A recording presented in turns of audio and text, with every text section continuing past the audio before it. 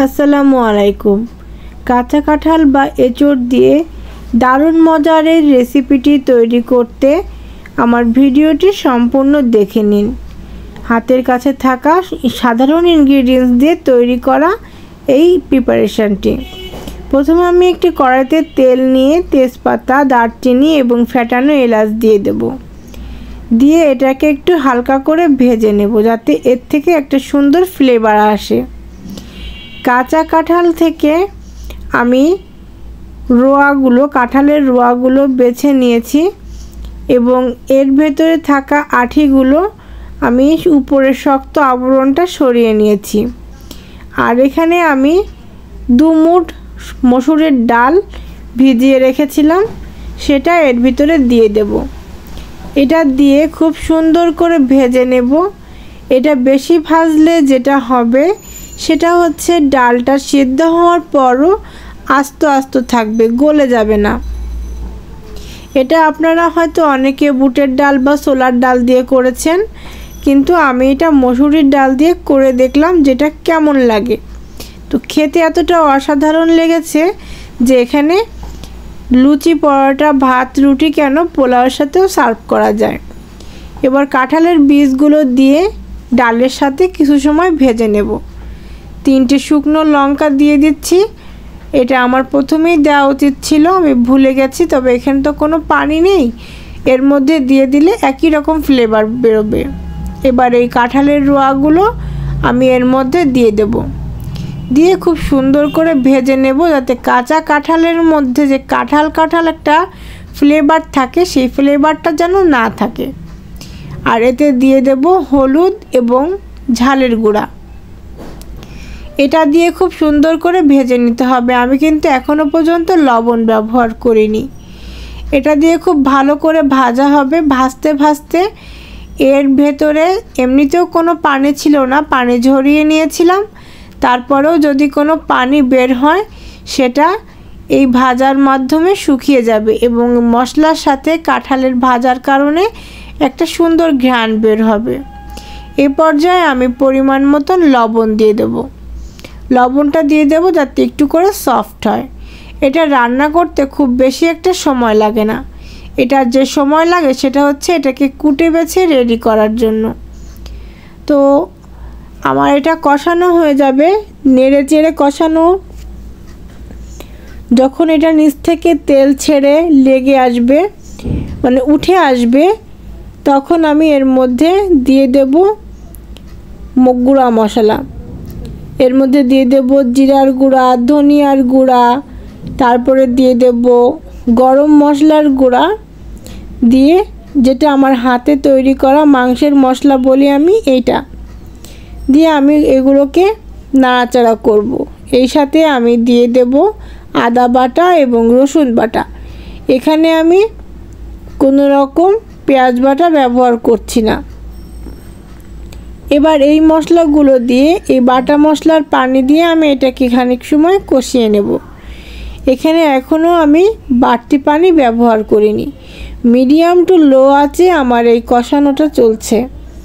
চুলার hit high না, আবার একদম লো না, এক মিডিয়াম অবস্থায় আছে। এটাকে নাড়াচাড়া করে খুব সুন্দর করে রান্না করতে হবে।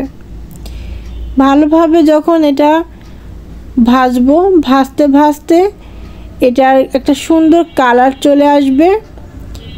ঠিক সেই সময় যদি আপনাদের কাছে সম্ভব হয় বা হাতের কাছে থাকে নারিকেলের দুধ, তবে সেটা ব্যবহার করবেন। যদি না থাকে তবে কাউ মিল্ক ব্যবহার করতে যাবেন না। এর মধ্যে পানি দিয়ে দেব, খুব সামান্য পরিমাণের। এই পানিটা কষানোর পানি। খুব ভালো করে নেড়ে চেড়ে উল্টায় পাল্টায় খুব ভালো করে নাড়তেই থাকতে হবে। থেকে এই যে গায়ে পানি, এই পানিটা শুকিয়ে ফেলতে হবে। এটাকে বলে কষানো। এই কষানোটা যখন বের হবে, কষানো হয়ে গেলে কিন্তু খাবারটার আসল ঘ্রাণটা অনেকটাই চলে আসবে, বোঝা যাবে রান্নাটা কেমন হচ্ছে। আর আপনারা হয়তো বুঝতে পারছেন যে আমি যে ডাল দিয়েছিলাম সে ডাল কিন্তু আস্তই আছে এবং শেষ পর্যন্ত দেখবেন ডালটা কিন্তু গলবে না, ওটা কিন্তু আস্ত থাকবে, কিন্তু সেদ্ধ হয়ে যাবে। এবার আমি এখানে ঝোলের জন্য পানি দেব। আবারও বলছি, আপনাদের যদি নারকেলের দুধ ব্যবহার করার মতন অ্যাবিলিটি থাকে তবে সেটা আপনারা করে নেবেন। আমার কাছে নারকেলের দুধটা নেই। আর কাউ মিল্ক দিতে যাবেন না, দিলে টেস্টটা নষ্ট হয়ে যাবে। এভাবে আমি এগুলো পানি দিয়ে সেদ্ধ করে নিব। সেদ্ধ হতে খুব বেশি একটা সময় লাগবে না। তো ঝোলের পানিটা একটু বুঝে শুনে দিতে হবে, কারণ এর মধ্যে ডাল দেওয়া হয়েছে এবং ওটাকে সুন্দর করে ভাজা হয়েছে, যার কারণে ওটা কিন্তু প্রচুর পানি শুষে নেবে। সেই সাথে এই যে কাঁঠাল রান্না করছি, এই কাঁঠালটা বা কাঁচা কাঁঠাল বা এঁচড়, এটা কিন্তু পানি শুষে নেবে। এবং ডাব নারকেল জাতীয় যে নারকেলটা আমার কাছে থাকে, এই নারকেলটা আমি কুচি কুচি করে নিয়েছি, একদম কোরানো কুচি কুচি করে, ফ্রিজে ছিল বলে এরকম আস্ত দেখা যাচ্ছে। এটা আমি এর মধ্যে দিয়ে দেব, দিয়ে নাড়াচাড়া করে ঢেকে দেব যতক্ষণ না পর্যন্ত এটা কমপ্লিটলি সেদ্ধ হয়ে যাচ্ছে। এবং কাঁচা কাঁঠাল হলে খুব একটা সময় লাগে না। এটা আমার 15 থেকে খুব বেশি হলে 20 মিনিট সময় লেগেছিল সেদ্ধ হতে। এই সময়টা খুব ভালোভাবে সেদ্ধ হয়ে যাবে এবং ডালও সেদ্ধ হয়ে যাবে। ঢাকনাটা উঁচু করে নাড়াচাড়া করে এবার যে ঝোল আছে, ঝোলটা যদি টানিয়ে নিতে চান এরপরে আর ঢাকার দরকার হবে না। তবে এই পর্যায়ে আমি যে জিনিসগুলো অ্যাড করব সেটা দেখতে পাবেন। এটা কিন্তু হয়ে গেছে, বেশি একটা বাকি নেই।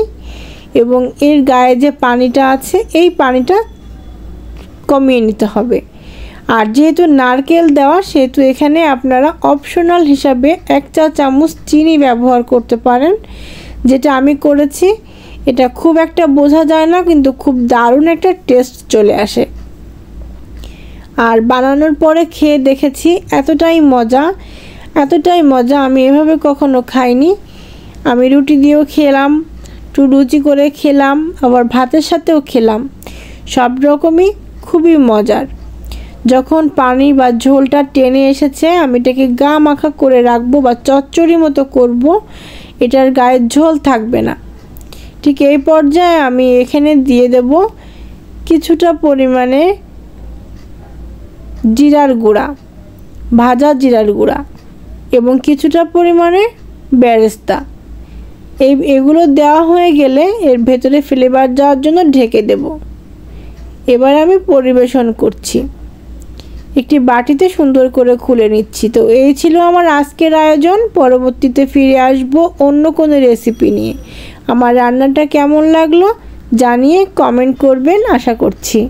ততক্ষণ পর্যন্ত সবাই ভালো থাকবেন, সুস্থ থাকবেন, আমার জন্য দোয়া করবেন। রেসিপিটি ভালো লাগলে পাশে থাকবেন। পরবর্তীতে ইনশাল্লাহ অন্য কোনো রেসিপি নিয়ে ফিরে আসব আপনাদের কাছে। আল্লাহ হাফেজ।